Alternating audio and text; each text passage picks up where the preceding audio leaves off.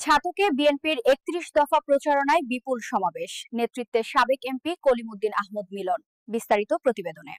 সুনামগঞ্জের ছাতকে বাংলাদেশ জাতীয়তাবাদী দল বিএনপির ঘোষিত ৩১ দফা জাতির মুক্তি সনদ জনগণের মাঝে ছড়িয়ে দিতে আয়োজিত হয়েছে এক বিশাল প্রচারণা ও মতবিনিময় সভা। আজ মঙ্গলবার বিকেল ৩টায় ছাতক শহরে অনুষ্ঠিত এ কর্মসূচির নেতৃত্ব দেন কেন্দ্রীয় বিএনপির সহ-সাংগঠনিক সম্পাদক ও সুনামগঞ্জ জেলা বিএনপির আহ্বায়ক সাবেক সংসদ সদস্য কলিমুদ্দিন আহমদ মিলন।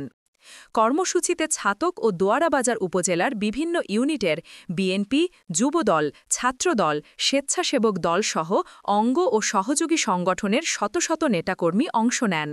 সভায় উপস্থিত ছিলেন জেলা ও উপজেলা পর্যায়ের প্রায় সব শীর্ষ নেতৃবৃন্দ।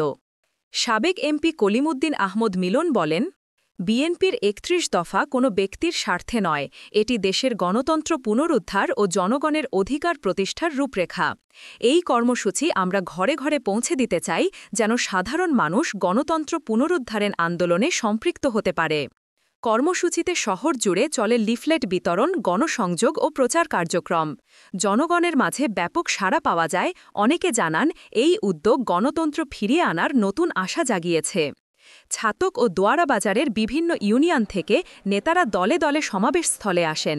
এতে পুরো শহর জুড়ে সৃষ্টি হয় উৎসবমুখর পরিবেশ। Desk news, Sylhet 20+।